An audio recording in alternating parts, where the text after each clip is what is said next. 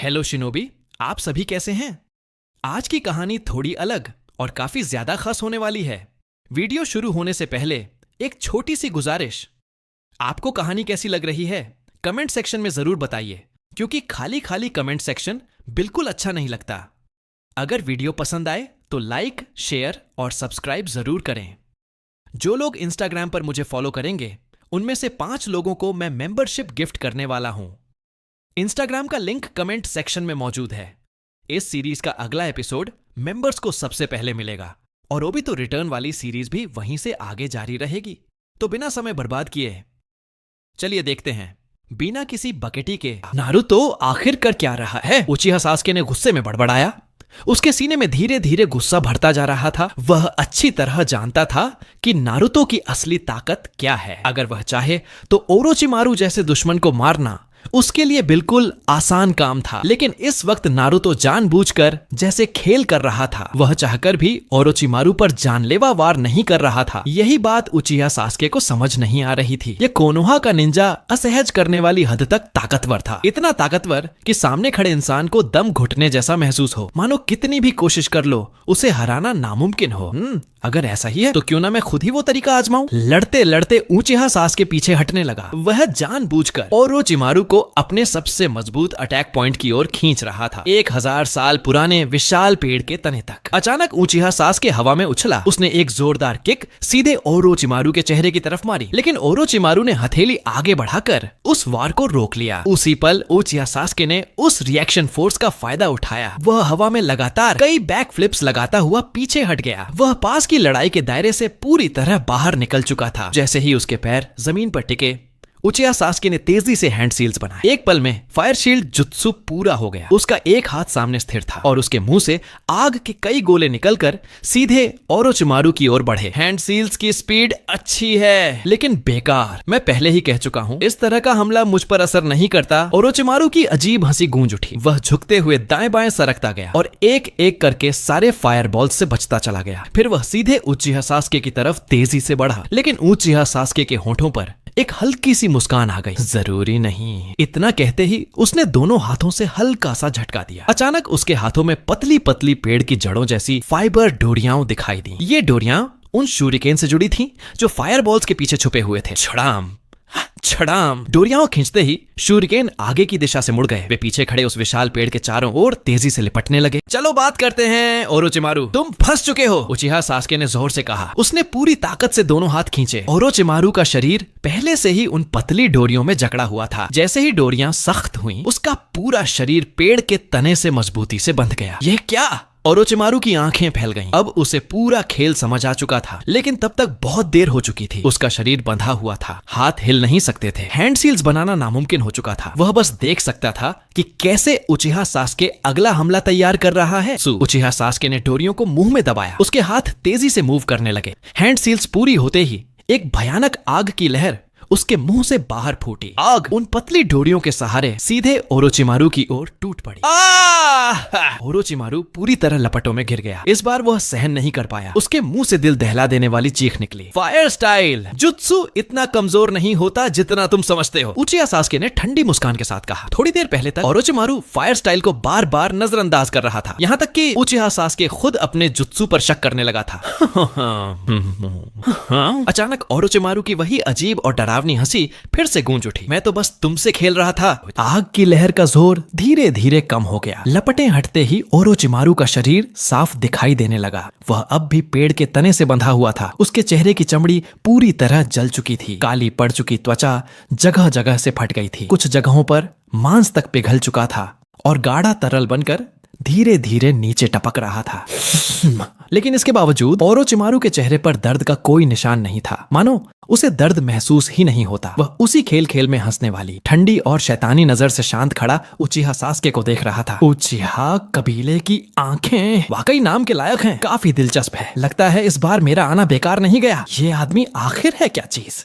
उचिहा सासुके की आंखों में एक पल के लिए डर उतर आया। ओरोचिमारू का वो जला कटा चेहरा और वो नजर उसके दिल में ठंडक सी भर गई। वह अनजाने में 2 कदम पीछे हट गया, लेकिन अगले ही पल उसे एहसास हुआ कि उसकी हालत कुछ गड़बड़ है। अभी भी ओरोचिमारू बंधा हुआ था, अब भी ऊपर वहीं था। शांत रह, उसके झूठे आराम में मत फंस। उचिहा सास्के ने जोर से सिर झटका। उसका बायां हाथ दाएं हाथ की कलाई को मजबूती से पकड़ गया। मजाक कर रहे हो क्या? मैं उचिहा कबीले का बदला लेने वाला हूँ। यहाँ तुमसे डरकर पीछे हट जाऊं? एक जोरदार दहाड़ के साथ उसके दाएं हाथ की हथेली में तेज चमकती बिजली फूट पड़ी। लाइटनिंग स्टाइल चिदोरी सास्के पूरी रफ्तार से ओरोचिमारू की ओर दौड़ा। उसकी हथेली से निकलती बिजली की पूंछ पेड़ के तने को छू गई। लकड़ी पर एक लंबी जलती हुई रेखा खींचती चली गई। ओरोचिमारू के चेहरे पर कोई बदलाव नहीं आया। उसने हल्की सी आवाज की और गर्दन को 2 बार मोड़ा। अगले ही पल उसकी गर्दन असामान्य तरीके से लंबी होती चली गई, सीधे उचिहा सास्के की तरफ। क्या? उचिहा सास्के एक बार फिर चौंक गया। आज ओरोचिमारू की अजीब ताकतें उसकी समझ से कहीं आगे निकल चुकी थी। वह कुछ समझ पाता है उससे पहले ही उसके दाएं हाथ में अजीब सा एहसास हुआ। नीचे देखा तो ओरोचिमारू की गर्दन सांप की तरह उसके हाथ के चारों ओर लिपट चुकी थी। एक जबरदस्त दबाव के साथ उसके हाथ की बिजली अचानक गायब हो गई और प्रतिक्रिया देने से पहले ही ओरोचिमारू का सिर उसकी गर्दन तक पहुंच चुका था। उसने मुंह खोला और जोर से उचिहा सास्के की गर्दन में दांत गड़ा दिए। काली लकीरों वाला हेवनली कर्स मार्क तेजी से बनने लगा। उचिहा सास्के ने फटती हुई पीड़ा महसूस की, मानो कोई अजनबी ताकत उसकी गर्दन की त्वचा से शरीर के अंदर घुसती चली जा रही हो। उसका शरीर काबू से बाहर कांपने लगा। वह संतुलन खो बैठा और उस विशाल पेड़ की शाखा पर धड़ाम से गिर पड़ा। शरीर सिकुड़ गया और वह बेहोशी में डूब गया।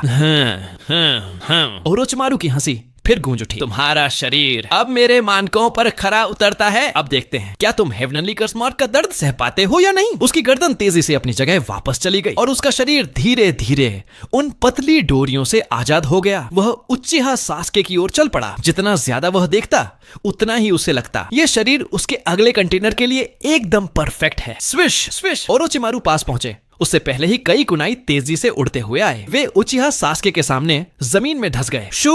एक नारंगी चमक अचानक प्रकट हुई। वहीं नारुतो दिखाई दिया। उसने बेहोश पड़े उचिहा सास्के को एक झटके में उठा लिया और मुस्कुराते हुए ओरोचिमारू की ओर देखा। ओरोचिमारू साहब, अब समय पूरा हो गया है। अब आगे आप और मैं थोड़ी बात कर लेते हैं। तुम? ओरोचिमारू चौंक गया। तुम्हें कैसे पता चला? लेकिन वाक्य पूरा होने से पहले ही नारुतो फिर से झपाक से गायब हो गया। वह उचिहा सास्के को लेकर वहां से निकल चुका था। कुछ ही पल बाद उसने उचिहा सास्के को बेहोश पड़े साकुरा के पास सावधानी से लिटा दिया। फिर अपने तीनों शैडो क्लोन्स की ओर देखकर शांत आवाज में बोला, ठीक है, इन दोनों की सुरक्षा अब तुम लोगों की जिम्मेदारी है। मैं पहले उस बदबूदार सांप से थोड़ा खेल कर आता हूँ। ओह! तीनों शैडो क्लोन्स ने एक साथ जवाब दिया। वे गोल घेरा बनाकर उचिहा सास्के और साकुरा को बीच में सुरक्षित खड़ा कर लेते हैं। शू! फ्लाइंग थंडर गॉड जुत्सु एक बार फिर एक्टिव हुआ। अगले ही पल नारुतो फिर से ओरोचिमारू के सामने दिखाई देता है। वह झुककर बैठता है और अपनी फ्लाइंग थंडर गॉड की मार्किंग वापस ले लेता है। नारुतो मुस्कुराकर ओरोचिमारू की तरफ देखता है। स्पेशल कुनाई। ओह सॉरी, बीच में थोड़ा काम आ गया था। अब हम आराम से बात कर सकते हैं। ओरोचिमारू की भौहें हल्की सी सिकुड़ जाती हैं। वह भारी आवाज में पूछता है, छोटे बच्चे, तुम्हें मेरे बारे में कैसे पता चला? नारुतो ठोड़ी पर हाथ रखता है। हम सोचने दो, मुझे तुम्हारे बारे में कैसे पता है? हाँ, याद आया, तुम जैसे ही सामने आए मैं समझ गया था। 3 महान सानिन में से एक ओरोचिमारू की भौहें और गहरी हो जाती हैं। इसका क्या मतलब है? मुझे फर्क नहीं पड़ता कि तुमने मुझे पहचान कैसे लिया, लेकिन तुम उचिहा परिवार के उस लड़के के बेहोश होने के बाद ही मेरे सामने क्यों आए? इस पल तक ओरोचिमारू पूरी तरह समझ चुका था नारुतो कोई साधारण निंजा नहीं है और जब कोई अपने साथियों से अलग होकर उससे बातचीत करना चाहता है तो उसके पीछे जरूर कोई मकसद होता है। नारुतो हल्के से सिर हिलाता है। सच बताऊं तो ओरोचिमारू साहब, मैंने अपने तरीकों से ये जान लिया है कि आप इस बार कोनोहा में घुसे ही क्यों हैं। आप काजेकागे, रायकेगे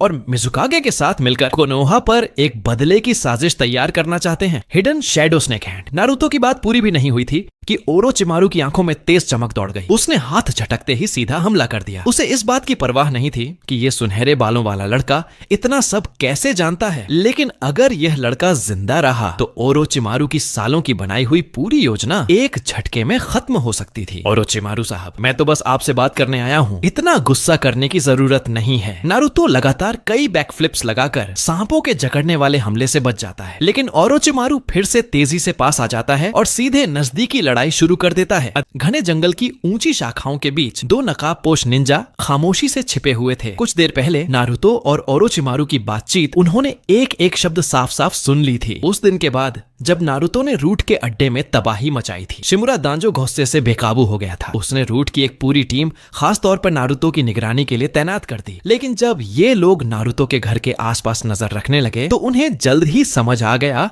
कि यह लड़का किसी भी नियम पर नहीं चलता। वह फ्लाइंग थंडर गॉड जुत्सु का इस्तेमाल कर पल भर में गायब हो जाता था। कई बार रूट के निंजा घंटों बाहर खड़े रहते, यह सोचकर कि नारुतो घर से निकला ही नहीं। लेकिन जब रात को नारुतो बाहर से लौटता तब उन्हें एहसास होता कि वे कितने मूर्ख साबित हुए हैं। उन्हें तो ये तक नहीं पता चलता था कि वह कब निकल गया। आखिरकार मजबूर होकर रूट के इन लोगों ने दांजो से अनुरोध किया कि ऐसे निंजा भेजे जाए जो छिपने और अपनी मौजूदगी मिटाने में सबसे ज्यादा माहिर हों, ताकि निगरानी का काम ठीक से पूरा किया जा सके। और इस वक्त डेथ फॉरेस्ट में छिपे ये दोनों रूट निंजा उसी श्रेणी के थे, इतने माहिर कि नीचे ओरोचिमारू जैसा राक्षस मौजूद होने के बावजूद वह भी उन्हें आसानी से महसूस नहीं कर सकता था, जब तक कि वे खुद कोई आवाज न कर दें या फिर कोई सेंसिंग टाइप निंजा आसपास की जांच कर ले तो हमारी मौजूदगी पकड़ी जा सकती है। वे मौका देखते ही पीछे हटने की तैयारी करने लगते हैं। ओरोचिमारू साहब, अगर आप मुझे इतना दबाते रहेंगे तो फिर मुझे भी नरमी दिखाने की जरूरत नहीं रहेगी। नारुतो लगातार ओरोचिमारू के हमलों से बचते हुए अपने शरीर का भारी मात्रा में चक्र मुट्ठी पर जमा कर चुका था। अगले ही पल वह एक जबरदस्त पंच सीधे ओरोचिमारू के चेहरे की ओर घुमा देता है। खराब है। ओरोचिमारू की भौहें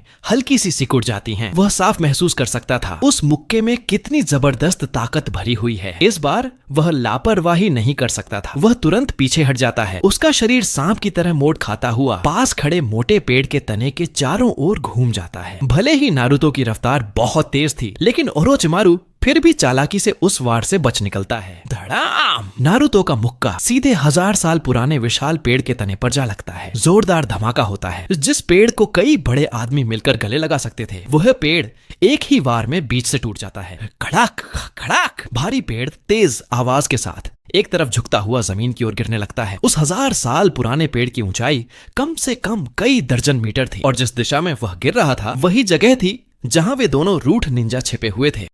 तभी अचानक आवाज आई, सावधान! किताई घबरा गया। उसने तुरंत अपने साथी का हाथ पकड़ा और तेजी से पीछे हट गया। लेकिन जैसे ही दोनों ने उछलकर पोजीशन बदली, वे सीधे नारुतो और ओरोचिमारू की नजरों में आ गए। सोचा नहीं था यहाँ 2 चूहे भी छुपे हुए हैं। नारुतो हल्का सा चौंका और बिना एक पल गंवाए सीधे उन दोनों का पीछा करने लगा। दूसरी तरफ ओरोचिमारू भी हालात की गंभीरता समझ चुका था। वो जरा भी पीछे नहीं रहा। सांप जैसी हरकतों के साथ शरीर को मोड़ता हुआ वो दूसरे रूट निंजा के पीछे लपका। ये दोनों रूट निंजा वाकई छुपने और ट्रैकिंग के मास्टर थे। भागने की रफ्तार इतनी तेज थी कि हवा में आफ्टर इमेज तक बनने लगे। लेकिन नारुतो के सामने ये स्पीड किसी काम की नहीं थी। 10 सेकंड भी पूरे नहीं हुए थे कि नारुतो उस लोमड़ी मुखौटा पहने निंजा के सामने रास्ता रोक चुका था। तू रूट का है या एएनएबीयू का? नारुतो ने भारी आवाज में पूछा। ज्यादा सवाल मत कर, तुझ जैसे कोनोहा के गद्दार को जानने का हक नहीं, लोमड़ी मुखौटा निंजा ने गुस्से में कहा और हाथ घुमाते ही कई शूरिकेन सीधे नारुतो की तरफ फेंक दिए। तेवर तो बड़े हैं, लेकिन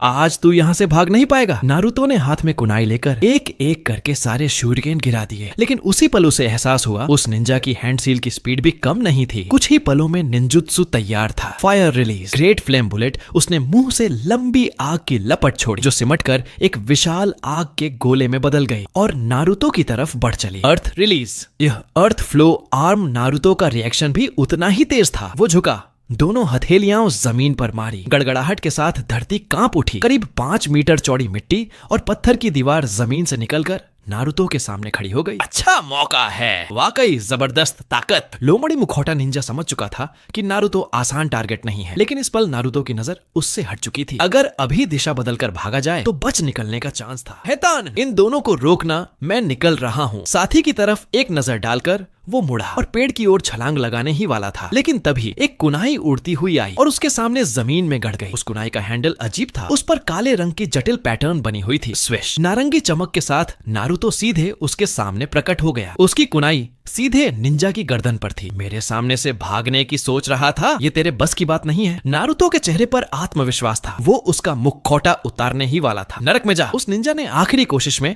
अपनी कुनाई घुमाई और नारुतो के सीने पर वार किया। छपाक! धार उसकी ही गर्दन को चीर गई। खून की तेज धार उछल पड़ी। वो दर्द से चीखा, गर्दन पकड़कर जमीन पर गिर गया और तड़पने लगा। शांति से रहने का मौका दिया था, अब इसका दोष मुझ पर मत डाल। नारुतो झुका, उसका मुखौटा हटाया। अंदर एक अनजान चेहरा था। फिर उसने उसका मुंह खोला और जीभ पर बना काला शाप चिन्ह देखा। तभी उसे पूरा यकीन हो गया, हाँ ये वाकई रूट का ही निंजा है। ये दोनों चूहे भी रूट के ही कुत्ते निकले। नारुतो ने गुस्से में दांत पीसते हुए बुदबुदाया। उसे नहीं पता था कि दांजो ने यहाँ लोगों को क्यों भेजा है, लेकिन एक बात साफ थी, ये दोनों ओरोचिमारू पर नजर रखने नहीं आए थे, क्योंकि ओरोचिमारू अभी तक बेनकाब नहीं हुआ था और ना ही उसने दांजो से कोई संपर्क किया था। तो फिर सिर्फ एक ही वजह बचती थी, दांजो नारुतो द्वारा पहले रूट को तहस नहस करने की घटना को दिल में गहरे दबाकर बैठा था। वो बदला लेने का मौका ढूंढ रहा था और किसी तरह नारुतो को एक्सपोज करना चाहता था। उसके दिमाग में अचानक अपने बचपन की सारी तकलीफें घूम गईं। वो तिरस्कार, वो अकेलापन, वो नफरत, और उसी पल दांजो के लिए उसकी नफरत और गहरी हो गई। ऐसे बूढ़े कुत्ते को जिंदा छोड़ना ही गलती है, इंतजार कर, बहुत जल्द तुझे भी तेरे अंजाम तक पहुंचा दूंगा। और दूसरी तरफ वो दूसरा रूट निंजा भी ओरोचिमारू के सामने बिल्कुल टिक नहीं पाया। 2 चालें भी पूरी नहीं हुई थीं कि ओरोचिमारू ने उसे जिंदा ही जकड़कर मौके पर मार डाला। छोटे कीड़े, ये सब तुझे ढूंढने ही आए थे, है ना? तुझे जिंदा रखना सच में एक मुसीबत है। चल इनके साथ नरक चल। ओरोचिमारू ने गर्दन घुमाई और ठंडी सर्प सी निगाहों से सीधे नारुतो को घूरा। उसका शरीर सांप की तरह बल खाया और वो तेजी से नारुतो की तरफ बढ़ने लगा। अरे ओरोचिमारू, तू कितना समझाने पर भी नहीं मानता? सच में खुद को अजय समझ बैठा है क्या? आज तो तुझे सबक सिखाकर ही दम लूंगा। नारुतो के दिल में भी आग सुलग रही थी। लगातार उकसावे के बाद वो अब और बात करने के मूड में नहीं था। असल में उसका प्लान कुछ और था। ओरोचिमारू के साथ मिलकर तीसरे होकेज को जल्दी से हटाना, फिर एक एक करके कोनोहा के सारे ऊपरी अफसरों को खत्म करना और पूरे कोनोहा पर कब्जा जमा लेना। लेकिन अब ओरोचिमारू खुद को कुछ ज्यादा ही बड़ा समझ रहा था। वो नारुतो को हल्के में ले रहा था। ठीक है, तो आज मेरी ताकत दिखानी ही पड़ेगी। वैसे भी ये डेथ फॉरेस्ट था, यहाँ ज्यादा सोचने की जरूरत नहीं थी, न ही आसपास के नुकसान की परवाह। 8 गेट्स टेक्निक, 5वां गेट ओपन। नारुतो ने दोनों मुट्ठियां कस ली। उसके पूरे शरीर की मांसपेशियां तन गईं। जैसे ही 5वां गेट पूरी तरह खुला, उसके शरीर से भारी मात्रा में हरी भाप फूट पड़ी। इतनी जबरदस्त ऊर्जा थी कि उसकी नारंगी जैकेट की जिप तक फटकर खुल गई। माथे की नसें उभर आईं। हरी भाप आसमान की तरफ उठने लगी। ये तकनीक, ये तो वही ताइजुत्सु है जिसमें कभी माइट दाई माहिर था। ये 9 पूंछ वाला लड़का इसे कैसे इस्तेमाल कर सकता है? ओरोचिमारू रुक गया। वो ध्यान से नारुतो की हालत को देखने लगा। ओरोचिमारू, मैं तुझसे लड़ना नहीं चाहता था, लेकिन ये तूने खुद चाहा है। अब पिटने के लिए तैयार रह। नारुतो ने जोर से दहाड़ लगाई। शरीर थोड़ा आगे झुकाया। स्विश! एक झटके में वो अपनी जगह से गायब हो गया। ये फ्लाइंग थंडर गॉड नहीं था, सिर्फ शुद्ध ताइजुत्सु की रफ्तार थी। इतनी तेज कि धुंधली ऑफ्ट रेमेज बन गई। इतना तेज! ओरोचिमारू चौंक गया। इतने उच्च स्तर के ताइजुत्सु से उसका ये पहला सीधा सामना था। Front shadow multi snake hands. उसने दाहिना हाथ झटका। बाह 5 विशाल सांपों में बदल गई और नारुतो की तरफ लपकते हुए लिपटने लगी। लेकिन नारुतो की स्पीड कहीं ज्यादा थी। उसने साइड में तेज मूवमेंट किए, सांपों को चकमा दिया और स्विश! अगले ही पल वो सीधे ओरोचिमारू के सामने था। बहुत स्लो है। भारी मात्रा में चक्र उसकी मुट्ठी पर जमा हुआ। मेरी ये पंच खा! एक जबरदस्त घूंसा। ओरोचिमारू ने बचने की पूरी कोशिश की, लेकिन उसका चेहरा अजीब तरह से मुड़ गया। अगले ही पल उसका शरीर गोले की तरह उड़ गया। कड़क कड़क जांग जितने मोटे पेड़ उसकी पीठ से टकराकर एक एक करके गिरते चले गए। 7-8 पेड़ों को तोड़ने के बाद आखिरकार उसका शरीर रुक पाया। धड़ाम! ओरोचिमारू जमीन पर आकर गिर पड़ा। कुछ पलों के लिए वो बिल्कुल हिला तक नहीं। जिंदा है या मर चुका, ये साफ नहीं था। पूरा जंगल कुछ सेकंड के लिए शांत हो गया। बस कानों के पास से हवा की सूं सूं करती आवाज गुजर रही थी। अचानक नारुतो फिर से झुका और बिजली की रफ्तार से सीधे ओरोचिमारू की तरफ दौड़ पड़ा। आखिर उसका नाम ही जिंदा रहने वाली सांप था। ऐसा नहीं था कि वो इतनी आसानी से मर जाए। अभी जो हमला हुआ था वो भले ही बेहद खतरनाक लग रहा हो, लेकिन ओरोचिमारू की जान लेने के लिए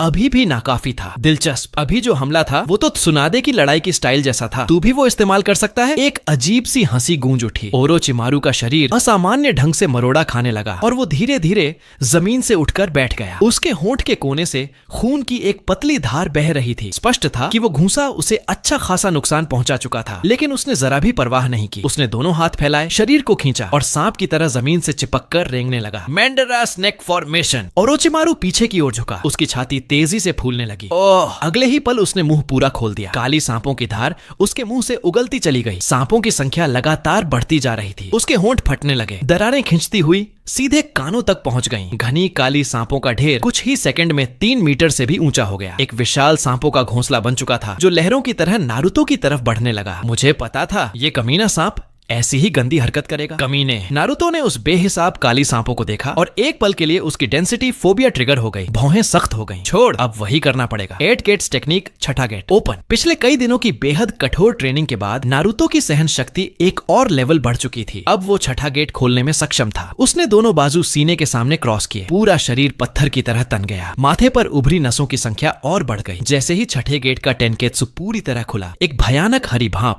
उसके शरीर से फटकर बाहर निकली। भाप सीधी ऊपर उठी, आसपास के 10 मीटर से भी ऊंचे पेड़ों को पार कर गई। यहाँ तक कि आसपास से गुजर रहे कई प्रतियोगी निंजा भी इस हलचल को देखकर रुक गए। वो देखो, वो हरा रंग क्या है? चक्र? नामुमकिन, इतना ज्यादा चक्र हो ही नहीं सकता। Morning peacock. नारुतो जमीन से उछलकर हवा में पहुंच गया। हवा में ही उसने लगातार अपनी मुट्ठियां घुमानी शुरू की। शुरुआत में घूंसों की रफ्तार बहुत ज्यादा नहीं थी, लेकिन मुट्ठियों के आगे लाल चमक दिखने लगी। जैसे जैसे स्पीड बढ़ी, हवा के साथ घर्षण से मुट्ठियां आग के गोले बनती चली गईं। एक के बाद एक जलती हुई फायर पंच नीचे मौजूद सांपों के सैलाब पर टूट पड़ी। फट फट। जैसे ही आग के घूंसे काली सांपों से टकराए, उनके शरीर सीधे राख बन गए। आग के घूंसे बारिश की तरह बरसते रहे। पूरा सांपों का घोंसला तेजी से भाप बनकर उड़ने लगा। कुछ ही पलों में ओरोचिमारू द्वारा बुलाया गया पूरा सांपों का सैलाब पूरी तरह खत्म हो चुका था। लेकिन ये आग की बारिश अभी रुकी नहीं थी। अब वो सीधे ओरोचिमारू पर टूट पड़ी। ये आखिर कैसी तकनीक है? ओरोचिमारू का चेहरा सख्त हो गया। उसने अंगूठे से होंठ के पास जमा खून पोंछा और दोनों हाथ तेजी से हैंड सील में बदल दिए। Summoning jutsu, राशोमोन। धड़-धड़ जमीन जोर से कांप उठी। एक विशाल भूतिया चेहरे वाला लोहे का दरवाजा जमीन चीरता हुआ सीधे ओरोचिमारू के सामने खड़ा हो गया। धम धम आग के घूंसे लोहे के दरवाजे से टकराए और जोरदार धमाके गूंज उठे। हालांकि पहले सांपों के सैलाब को खत्म करने में काफी ताकत खर्च हो चुकी थी।